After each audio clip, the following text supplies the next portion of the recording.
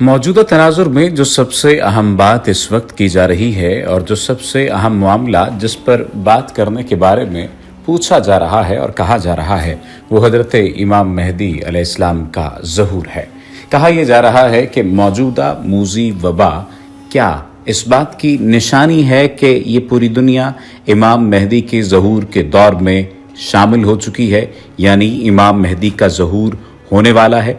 आज की इस वीडियो में हम इमाम मेहदी के ज़हूर से पहले और बाद के हालात के बारे में जिक्र करेंगे। लेकिन अगर आपने अभी तक हमारे चैनल को सब्सक्राइब नहीं किया तो सब्सक्रिप्शन का बटन दबाकर सब्सक्राइब कर लीजिए ताकि आइंदा आने वाली तमाम वीडियोस आपको मिलती रहें। ज़हूर मेहदी की अगर बात की जाए तो ज़हूर मेहदी उस वक्त होगा जब दुनिया जुल्म सितम से भर चुकी होगी और हज़रत मेहदी दुनिया को अदल इंसाफ से भर देंगे। हज़रत मेहदी के ज़हूर से कबल फितने बहुत बढ़ चुके होंगे। आप फितनों को ख़त्म करेंगे और आपके ज़माने में आपस में मोहब्बत और उल्फत का वो रंग होगा जो हज़रात सहाबा के दौर में था और तमाम मुसलमान आपस में भाइयों की तरह रहेंगे। हज़रत मेहदी की खिलाफत पूरी दुनिया में होगी और वो पूरी दुनिया के हुक्मरान होंगे जिसकी मुद्दत 7 साल से 9 साल तक के दरमियान होगी। हज़रत इमाम मेहदी की शनाख्त के लिए एक अलामत ये भी होगी कि उनसे लड़ने के लिए एक लश्कर रवाना होगा और जब वो लश्कर मक्का और मदीना के दरमियान पहुंचेगा तो उस पूरे लश्कर को ज़मीन में धंसा दिया जाएगा। मकाम बैदा में लश्कर के ज़मीन में धंस जाने की रिवायात इमाम मुस्लिम और इमाम इब्न माजा दोनों ने तखरीज की हैं। हवाला के लिए आप मुस्लिम शरीफ की ये हदीस देख भी सकते हैं। सुफियानी और उसके लश्कर की तफसील ये है कि वो हज़रत अबू सुफियान रज़ी अल्लाह तआला अन्हु की औलाद में से एक उम्वी शख्स होगा जिससे इस्लाम और मुसलमानों को सख्त तकालीफ का सामना करना पड़ेगा। उसके ज़माने में मुसलमानों का बिलउमूम और उलमा और फजला का बिलखुसूस कत्लेआम होगा। लेकिन ये फितना ज़्यादा देर तक नहीं रहेगा क्योंकि हज़रत इमाम मेहदी का ज़हूर हो चुका होगा, जिसकी अलामत ये होगी कि सुफियानी बैतुल्लाह को मुनहदिम करने की नीयत से रवाना होगा।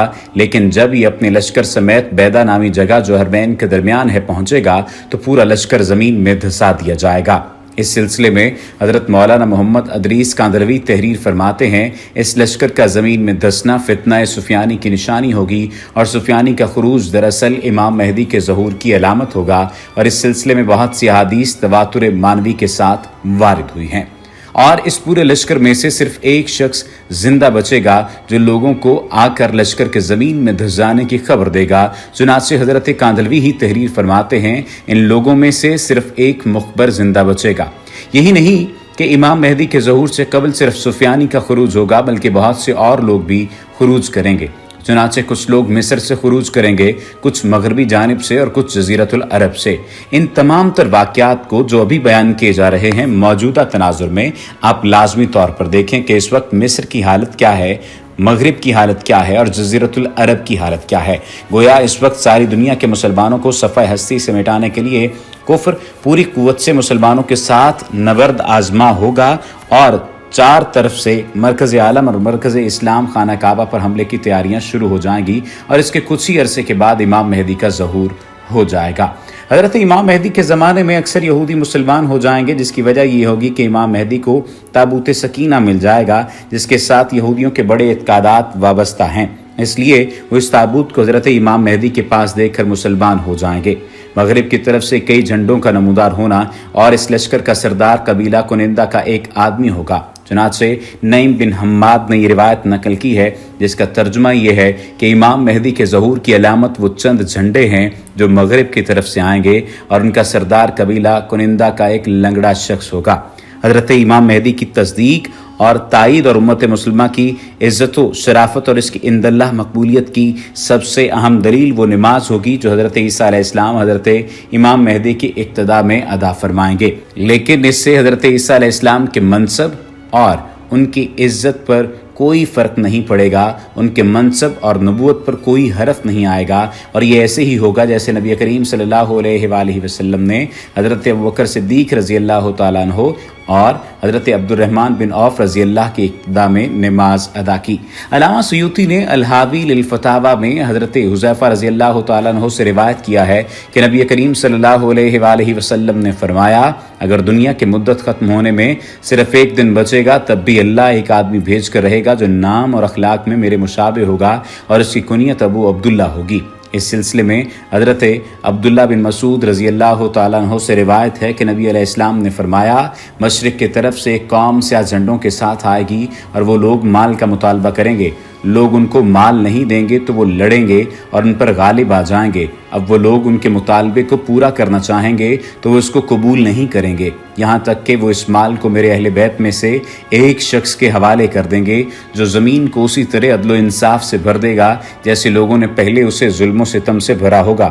تو تم میں سے جو کوئی اس کو پائے تو اس کے پاس آ جائے، اگرچہ برف پر چل کے آنا پڑے۔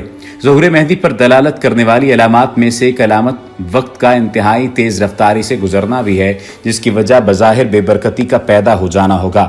ترمذی شریف کی ایک روایت کا ترجمہ ہے، قیامت اس وقت تک نہیں آئے گی جب تک زمانہ قریب نہ جائے، سال مہینے کے برابر، مہینہ ہفتے کے برابر، ہفتہ دن کے برابر، دن ایک گھنٹے کے برابر اور ایک گھنٹہ آگ کا شعلہ سلگنے کے برابر نہ ہو جائے۔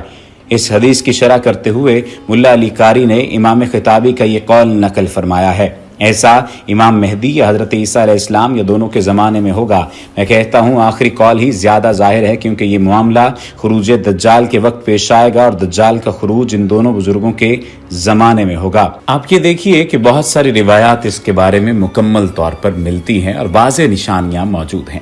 اللہ پاک نے جیسے ہی دنیا بنائی اس کے ساتھ ہی اسے اپنے انجام تک پہنچانے کی کچھ نشانیاں بھی بتا دیں تاکہ لوگ عبرت پکڑیں اور اللہ پاک کے خوف سے ڈر جائیں اور توبہ کر لیں۔ وہ علامات کیا ہیں؟ اللہ پاک کے رسول صلی اللہ علیہ وآلہ وسلم نے قیامت کے نشانات بتلاتے ہوئے فرمایا کہ اونٹوں اور بکریوں کے چرواہے برہنہ بدن اور رنگے پاؤں ہوں گے، وہ ایک دوسرے سے مقابلہ کرتے ہوئے لمبی لمبی عمارتیں بنوائیں گے اور فخر کریں گے۔ سعودی عرب کے شہر ریاض کو دیکھ کر آپ حیران رہ جائیں گے، عمارتوں کا یہ مقابلہ آج اپنے عروج پر پہنچ گیا ہے۔ دبئی میں برج خلیفہ اب تو ایک اور برج العرب بننے جا رہا ہے۔ برج خلیفہ کی عمارت دنیا کی سب سے اونچی عمارت ہے، تو ساتھ ہی شہزادہ ولید بن طلال نے جدہ میں اس سے بھی بڑی عمارت بنانے کا اعلان کیا جو دھڑا دھڑ بنتی ہی چلی جا رہی ہے۔ یعنی مقابلہ اپنی انتہا تک پہنچ چکا ہے کہ عرب دنیا کی عمارتیں سارے جہان سے اونچی ہو چکی ہیں۔ بتلانے کا مقصد صرف یہ ہے کہ پیارے رسول نبی کریم صلی اللہ علیہ وآلہ وسلم نے جو فرمایا تھا وہ پورا ہو چکا اور پیشگوئی پوری ہو کر اپنے نقطۂ کمال کو پہنچ چکی ہے۔ اس کے بعد اصول دنیاوی ہر کمال را زوال است کہ ہر کمال کے لیے زوال ہے۔ زوال کا آغاز بھی ہو چکا ہے کہ گاڑیاں صرف تیل پر نہیں رہیں بلکہ گیس، بیٹری اور سولر انرجی وغیرہ سے بھی بہت زیادہ نکلنا شروع ہو گیا ہے۔ اور ایک بڑی وجہ یہ ہے کہ عرب کا سب سے زیادہ تیل خریداری کرنے والے امریکہ نے صدر صدام حسین کو ختم کر کے تیل کی دولت سے سیراب ملک عراق پر اپنی حکومت بنا کر تیل کے کنووں پر قبضہ جما لیا ہے اور لاکھوں بیرل مفت وصول کر رہا ہے۔ تو پھر تیل کی گرتی مانگ نے تیل کی قیمتوں کو نچلی سطح پر پہنچا دیا، جس سے عرب ممالک کا سنہرا دور خاتمے کے قریب ہے۔ اب سوال یہ پیدا ہوتا ہے کہ زوال کے بعد کیا ہے؟ اللہ کے رسول صلی اللہ علیہ وآلہ وسلم کی ایک اور حدیث مبارکہ ہے کہ قیامت سے پہلے سرزمین عرب دوبارہ سرسبز ہو جائیں گی۔ کون سوچ سکتا تھا کہ سرزمین عرب کے صحرا اور خشک پہاڑ کے جسے اللہ تعالیٰ نے خود حضرت ابراہیم علیہ السلام کی زبان سے وادی بے آب و گیاہ قرار دیا، وہ سبزے سے لہرا اٹھے گی۔ چنانچہ پوری دنیا میں گلوبل وارمنگ اور موسمیاتی تبدیلی کے نعرے بجنے لگے ہیں۔ نتیجہ یہ نکلا ہے کہ سعودی عرب میں بے موسم بارشیں ہونا شروع ہو گئی ہیں۔ سعودی عرب میں ایک سیلاب کچھ عرصہ قبل آیا تھا جس میں کچھ افراد لقمہ اجل بھی بن چکے ہیں۔ اس تبدیلی کا نتیجہ یہ نکل رہا ہے کہ عرب سرزمین جسے پہلے ہی جدید ٹیکنالوجی کو کام ملا کر سرسبز بنانے کی کوشش کی گئی، وہ قدرتی موسم کی وجہ سے بھی سرسبز بننے جا رہی ہے۔ سعودی عرب گندم میں پہلے ہی خود کفیل ہو چکا ہے، اب وہاں خشک پہاڑوں پر بارشوں کی وجہ سے سبزہ اگنا شروع ہو چکا ہے۔ بارشوں کی وجہ سے آخرکار حکومت کو ڈیم بنانا ہوں گے جس سے پانی کی نہریں نکلیں گی، ہریالی ہوگی، فصلیں لہلہائیں گی۔ یوں یہ پیشگوئی بھی اپنے تکمیلی مراحل سے گزرنے جا رہی ہے۔ جو میرے نبی کریم صلی اللہ علیہ وآلہ وسلم نے فرمایا تھا اسے ہم اپنی آنکھوں سے دیکھنے جا رہے ہیں۔